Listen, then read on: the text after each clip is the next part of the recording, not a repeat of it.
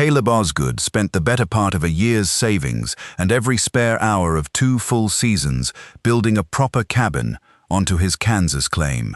room enough for a wife, and, in whatever time it might take, a family to fill the space he'd been imagining since his advertisement went out to a matrimonial paper in Kansas City the previous autumn. He had corresponded with a widow named Margaret Doyle for 4 months, careful letters about crops and character, and the particular loneliness of a homestead built for one, and had understood from her letters that she came alone, a woman starting fresh after losing her first husband to a mining accident 2 years past. What arrived on the supply wagon that carried her the final leg from the rail junction was not a woman alone at all,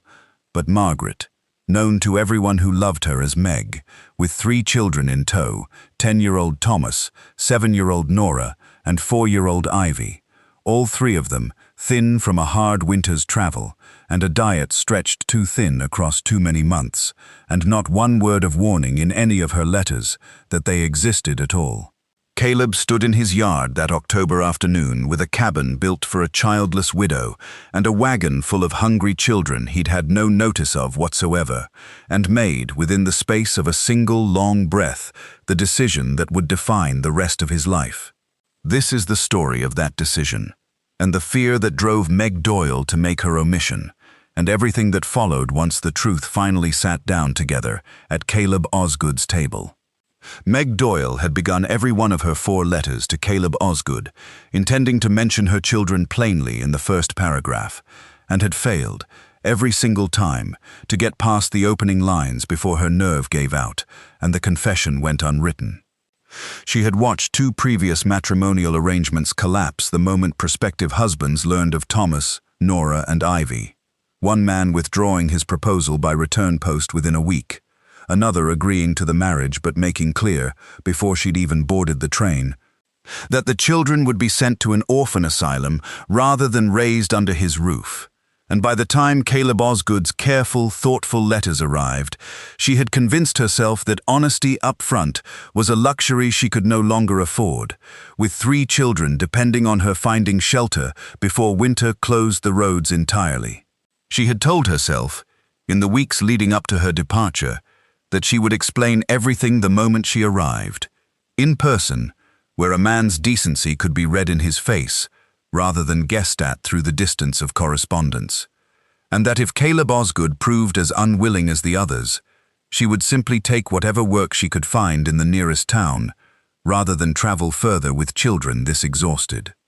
It was a thin plan, built more on desperate hope than any real confidence, and she knew it, and the closer the wagon drew to Caleb's homestead that final afternoon, the more her stomach twisted with a fear considerably sharper than the cold. Thomas, old enough to understand the stakes even if his mother hadn't explained them fully, kept a careful, protective watch over his younger sisters throughout the journey, and it was his quiet question, an hour before they reached the claim, that finally broke Meg's composure. "Does the cowboy know about us, Mama?" he asked, watching her face carefully, in the way children do when they already suspect the answer. Meg did not have a ready lie for her own son, and so she told him the truth as gently as she could manage, and watched his young face settle into the same braced, careful stillness she recognized from her own reflection. Caleb had spent the morning of Meg's arrival exactly as he'd spent most mornings that fall, tending chores with one eye constantly on the road, and felt his stomach drop with genuine confusion rather than any immediate anger when the approaching wagon revealed not 1 passenger, but 4. He counted them twice as the wagon drew closer, certain at first that he was miscounting, and by the time it rolled to a stop in his yard, he had gone through enough possible explanations, a neighbor's children being delivered somewhere, a mistaken wagon entirely, that the actual truth, when Meg finally spoke it plainly from the wagon seat, still managed to catch him flat-footed. "These are my children, Mr. Osgood. Thomas, Nora, and Ivy," Meg said, her voice steady, despite everything visibly trembling beneath the surface of it. "I did not mention them in my letters, because 2 previous arrangements fell through entirely once the men involved learned of their existence, and I made the decision, wrongly perhaps, that arriving with the truth in person gave us a fairer chance than announcing it by post and losing the opportunity before we'd even met. I understand completely if this changes your willingness to proceed, and I will accept whatever decision you make with as much grace as I can manage, though I would ask that you make it now, plainly, rather than leaving 3 tired children wondering where they'll sleep tonight. Caleb looked at the wagon, at Thomas's careful, protective posture beside his sisters, at Nora's thin face and the dark circles beneath her eyes, at little Ivy, barely old enough to understand any of what was happening, clutching a worn rag doll with both hands, and felt something shift in his chest that had nothing to do with the cabin he'd built for a childless widow, and everything to do with the plain fact of 3 hungry children in front of him, needing warmth and food considerably more urgently than he needed to process his own surprise. "Nobody's sleeping outside tonight, and nobody's going hungry either," Caleb said, already moving to help the children down from the wagon. "We'll sort the rest of it out over supper, once everyone's warm and fed. That much isn't a decision, Mrs. Doyle. That's just plain sense." Caleb fed the children a proper supper that first evening, watching with quiet concern how quickly and thoroughly all 3 of them emptied their plates, the particular hunger of children who had gone considerably longer than was healthy without a full meal, and made a private note to himself that whatever conversation followed with Meg would happen only after the children were fed, warm, and settled, rather than while they sat listening to their entire future being decided at the table. Once Thomas, Nora, and Ivy had been tucked into the 2nd bedroom Caleb had built for a family he'd only imagined in the abstract until that very afternoon, he sat back down across from Meg with 2 cups of coffee and asked, plainly, for the rest of the story she'd been too frightened to finish in her letters. "My first husband, Frank, died in a mining collapse 2 years back, leaving considerably more debt than provision, and I have been working what jobs a widow with 3 children can find ever since, none of them steady enough to keep a roof reliably over our heads through a full winter," Meg said, wrapping both hands around her coffee cup as though the warmth of it steadied her. "I answered your advertisement out of genuine desperation as much as hope, Mr. Osgood, and I withheld the truth about the children out of a fear that has already cost me twice, and I understand entirely if that omission troubles you enough to reconsider this whole arrangement, though I would ask, again, that whatever you decide it soon, for the children's sake if not for mine." Caleb considered his answer carefully before giving it, understanding that whatever he said next would matter to Meg considerably more than any casual reassurance could convey. "I built this cabin bigger than one lonely man strictly needed, Mrs. Doyle, on account of some part of me hoping for exactly this, a family to fill it properly, rather than just a wife to share an empty house with," he said. "I won't pretend the surprise didn't rattle me some, standing in that yard counting heads I wasn't expecting. But rattled isn't the same as unwilling, and I find myself, now that the surprise has settled, considerably more interested in the family arrangement than the childless one I'd originally imagined." Word of Meg's remarriage reached her late husband's brother, a hard, calculating man named Reuben Doyle, within a month, and he arrived at Caleb's homestead in November with a legal document claiming guardianship rights over Thomas, Nora, and Ivy, under a family custom that held a deceased man's children belonged, by rights, to his own blood relations rather than to any stepfather a widow might remarry. Reuben's true motive, as Caleb suspected within minutes of the man's arrival, had considerably less to do with familial devotion than with a small parcel of mining stock Frank Doyle had left in trust for his children, stock that Reuben clearly intended to control directly rather than see managed by a stranger with no blood claim to it. "The children are my brother's blood, and I've filed proper papers asserting my rights as their nearest male relation," Reuben said, remaining mounted rather than dismounting, the posture of a man who considered the conversation beneath the courtesy of getting down from his horse. "You've no legal standing here at all, Cowboy, whatever arrangement you've made with their mother.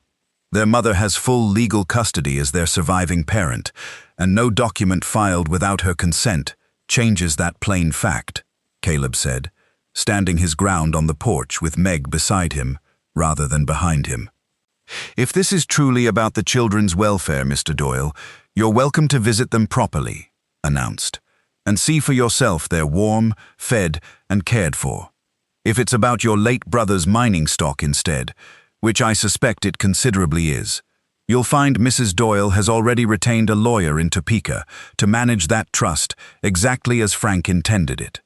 Reuben's composure faltered at the mention of a lawyer already engaged, clearly having expected an isolated homestead widow to lack the resources or knowledge to contest his claim effectively. "This isn't finished," he said, echoing the same hollow threat Caleb had come to recognize from every cornered man who discovered too late that his leverage was considerably thinner than he'd assumed.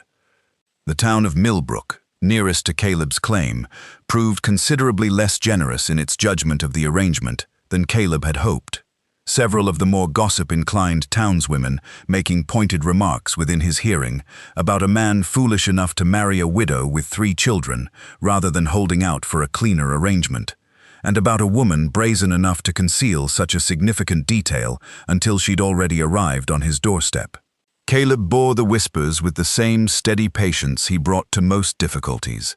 though it cost him more than he let Meg see, and he made a point of bringing Thomas along on supply trips, specifically so the boy could see, plainly, that his stepfather considered the whispers beneath any response beyond quiet dignity. Meg herself absorbed the gossip, with considerably more visible strain, having spent 2 years already fielding exactly this kind of judgment, from a world that seemed determined to treat widowed mothers as burdens rather than people. And it was Harriet Byrne, the schoolteacher's wife, and one of the few Millbrook women who'd shown the children genuine kindness, who finally addressed the whispers directly at the general store one afternoon. "Any man who builds a whole extra bedroom on a hope and takes in 3 hungry children without a moment's hesitation is worth considerably more than the small-minded talk of women who've never once had to make a decision that hard," Harriet said, loud enough for the whole store to hear, and the whispers, while never entirely disappearing, grew noticeably quieter after that. Caleb, for his part, addressed the matter with Meg directly one evening, understanding that the strain was wearing on her more than she admitted. "Let them talk," he said. "I didn't marry this family to satisfy Millbrook's opinion of a proper arrangement. Reckon my satisfaction on the matter is the only opinion that carries any weight in this house." The winter that followed proved among the hardest Kansas had seen in a decade, testing the new family in ways considerably more immediate than gossip or legal disputes, and it was during a 3-day blizzard in January, with the barn roof groaning dangerously under accumulated snow and the woodpile running low, that Caleb watched the family cohere into something genuinely unified rather than merely cohabiting under one roof. Thomas, despite his young age, proved himself a capable hand at chores well beyond his years, hauling wood and tending the animals alongside Caleb with a seriousness that spoke to how much responsibility he'd already carried before any of them arrived at this homestead. Nora kept careful watch over little Ivy, through the worst of the storm, the 2 of them bundled together near the stove, while Meg and Caleb worked in shifts to keep the barn roof from collapsing under the weight of accumulating snow. When the storm finally broke on the 3rd morning, the whole family emerged exhausted but intact, the barn saved through genuine collective effort, and Caleb found himself watching Meg direct the children's morning chores with the same competent authority she'd shown handling Reuben's threat. Understanding fully now that the woman he'd married brought considerably more to this partnership than 3 children and a fearful secret. She brought a steadiness and resourcefulness that had clearly kept her family alive through 2 years of hardship he could only begin to imagine. "You've done this alone for 2 years," Caleb said that evening, watching her tend the children's chapped hands by the fire. "Kept 3 children fed and warm. Through hardships I've only had a taste of this winter. I don't know that I've told you plainly enough how much I admire that, Meg, or how glad I am that you and these children ended up on my doorstep, secret and all." Spring arrived with the mining stock trust formally settled in the children's favor through Meg's Topeka lawyer. Reuben's claim dismissed entirely once the court examined his true financial motives, and the whole family turned its attention instead to planting the season's first garden together. Thomas and Nora squabbling good-naturedly over Rose, while Ivy, considerably recovered from the thin, frightened child who'd arrived the previous October, toddled after them clutching the same worn rag doll with a fullness in her cheeks that hadn't been there in months. Meg found Caleb at the fence line one evening, watching the children finish their planting with the particular satisfaction of a man who had built, quite literally with his own hands, a life considerably richer than the one he'd advertised for the previous autumn. "I think of that day in the yard often," she said, joining him at the fence, counting 3 unexpected children off the wagon and choosing, within a single breath, to feed them rather than turn us away. "I don't know many men who would have made that decision so quickly, or so completely." "Wasn't much of a decision, if I'm honest," Caleb said. "Just plain sense, same as I told you that first evening. Though I'll admit it's grown into considerably more than plain sense since, watching this family take shape in a cabin I built, hoping for exactly this, and not quite believing I'd get it." Meg leaned into his side, watching her children, their children, now, in every way that mattered, laughing over a crooked garden row in the golden spring light. "Thomas asked me last week whether he could call you Pa properly, rather than Mr. Osgood," she said. "I told him that decision belonged to you and him both, not to me, but I confess I've been hoping for his sake, and my own, that you'd welcome it.